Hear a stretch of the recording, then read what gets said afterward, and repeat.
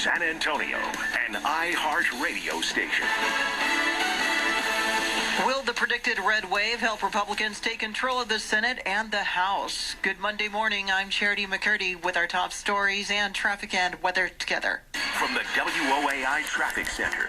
On the far north central side, we have an accident reported 281 southbound near Loop 1604. On the northwest side, Loop 410 eastbound at Vance Jackson, we have an accident on the left shoulder. On Loop 410 eastbound at Ingram Road, we're getting reports of an accident causing a 20-minute delay.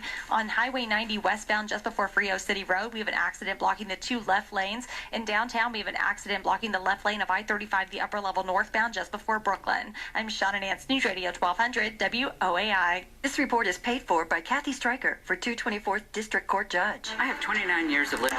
Stephen Phillips, Treasurer. Your Weather Channel forecast for this Monday: cloudy with a chance of light rain this morning. Scattered thunderstorms developing this afternoon, a high in the low 80s. Right now, cloudy conditions, 74 degrees. 8:32 at News Radio 1200 at WOAI. With four toss-up races, control of the Senate is anyone's game, but Republicans just need a few seats to take control of the House. Here's more from Fox's Ashley Strohmeyer. A new ABC Washington. Meantime, former President Bill Clinton is heading to South Texas to campaign for several Democratic candidates. Clinton is set to be in Laredo this morning to support the re-election campaign of Congressman Henry Cuellar. He will then travel to Edinburgh, where he will rally voters on behalf of District 15 candidate Michelle Vallejo. The Texas Secretary of State's office says its unofficial early voting totals show statewide voter turnout is about 31%, based on results reported by counties, while in 2018 it was nearly 40%. Tomorrow is Election Day. While more women are running for office than ever before, the movement is often traced to the Year of the Woman in 1992. Sarah Fulton is a political science professor from Texas A&M and says about 20% of those running for national office were women, with most of those being Democrats. Now that's changing, with Republican women making up around 11% of the candidates running. It does them a service to have more women Republicans running.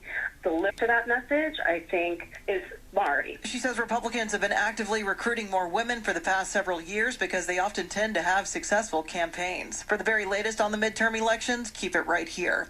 A carjacking suspect is in the hospital after being shot while trying to steal a car at a Northside strip club. It happened just before 1:30 this morning outside the Perfect 10 Gentlemen's Club off Northwest Loop 410 near San Pedro Avenue. Police say the suspect lit a stolen car on fire at the pumps at a Circle K gas station off Perrin Central near Wurzbach Parkway. He then carjacked another person and drove that stolen vehicle to the Gentlemen's Club and bumped into other vehicles in the parking lot before trying to steal another car. That's when the club security guard shot the man who was armed with a rifle. The suspect was hit in the head by gunfire and is hospitalized in critical condition. Police are continuing to investigate. The security guard is not expected to face charges.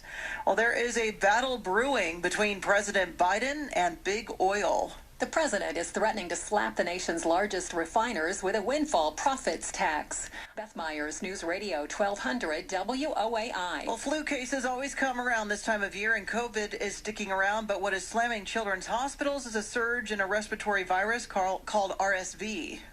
Dr. Norman Christopher heads the Children's Hospital of San Antonio. He says they're running out of rooms and putting some kids in the ER. And for the youngest children, the symptoms of RSV are worse than COVID. The CD says that every year an estimated 100 to 500 children die from complications.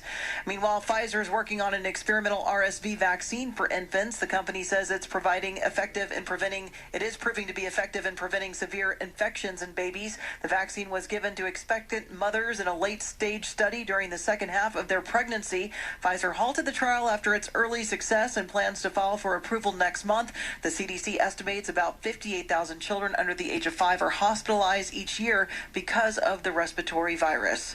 Well, 3 teens have been arrested near Austin after guns were found in a car at a high school football game.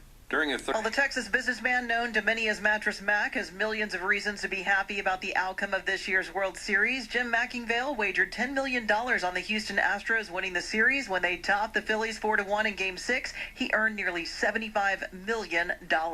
It is 8:37. Traffic and weather together in just a minute. But first, a check of your money and the world of business. Denise Pellegrini joins us live at the Bloomberg News Desk. Hey there, Charity. United Airlines is joining and Honda considering a new little bit like golf carts. Live with the Bloomberg Business Report, I'm Denise Pellegrini on News Radio 1200 WOAI. All right, thanks, Denise. No matter where you are, we are live anywhere on the iHeartRadio app. I'm Charity McCurdy, News Radio 1200 WOAI. Now traffic and weather. Southwest University.